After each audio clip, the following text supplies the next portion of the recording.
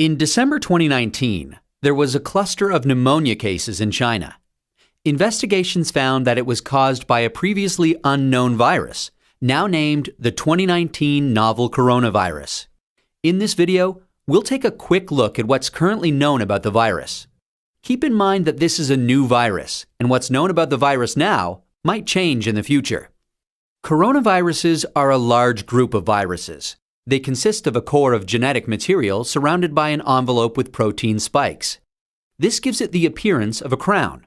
Crown in Latin is called corona, and that's how these viruses get their name. There are different types of coronaviruses that cause respiratory and sometimes gastrointestinal symptoms. Respiratory disease can range from the common cold to pneumonia, and in most people, the symptoms tend to be mild.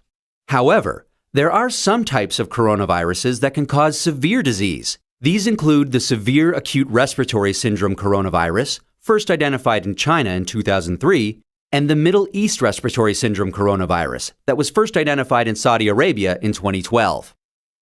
The 2019 novel coronavirus was first identified in China. It initially occurred in a group of people with pneumonia who'd been associated with a seafood and live animal market in the city of Wuhan. The disease has since spread from those who were sick to others, including family members and healthcare staff. There are many cases at present, and the disease has spread within China and also to a number of other countries. So, where did the virus come from? It's known that coronaviruses circulate in a range of animals. Sometimes these viruses can make the jump from animals to humans.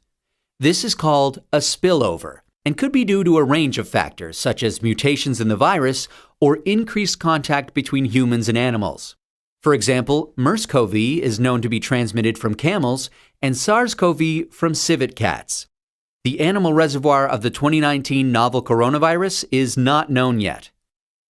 How is it transmitted? The exact dynamics of how the virus is transmitted is yet to be determined. In general, respiratory viruses are usually transmitted through droplets created when an infected person coughs or sneezes, or through something that has been contaminated with the virus. People most at risk of infection from the novel coronavirus are those in close contact with animals, such as live animal market workers, and those who are caring for people infected with the virus, such as family members or healthcare workers. So, how does the disease present? Well, from what is known so far, there can be a number of symptoms ranging from mild to severe. There can be fever and respiratory symptoms such as cough and shortness of breath. In more severe cases, there's been pneumonia, kidney failure, and death. The mortality rate is not known yet. How can we tell whether someone is infected? The infection can be diagnosed by a test called PCR, or polymerase chain reaction. This test identifies the virus based on its genetic fingerprint. There's currently no specific medication for the virus, and treatment is supportive care. There's currently no vaccine to protect against the virus. Treatment and vaccines are in development. How do we prevent transmission of the virus? This new virus currently has a limited geographic spread.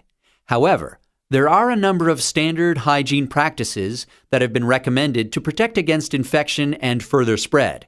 These include covering your mouth and nose when coughing or sneezing with a medical mask, tissue, or flexed elbow. Avoiding close contact with those who are unwell. The appropriate use of masks and personal protective equipment, especially in a healthcare setting. Washing hands regularly with soap and water or alcohol-based hand rub. Actions that can be taken to prevent infection from an animal source include avoiding unnecessary unprotected contact with animals, washing hands after contact with animals or animal products, and ensuring that animal products are cooked thoroughly before they're consumed. It's important to stay home if you're feeling unwell, but if you have a fever, cough, and difficulty breathing, seek medical care early and share your previous travel history with your healthcare provider. That's a quick look at this emerging infectious disease. Given that this outbreak is evolving rapidly, what's known about this virus can change. Please check the websites below for the most up-to-date information.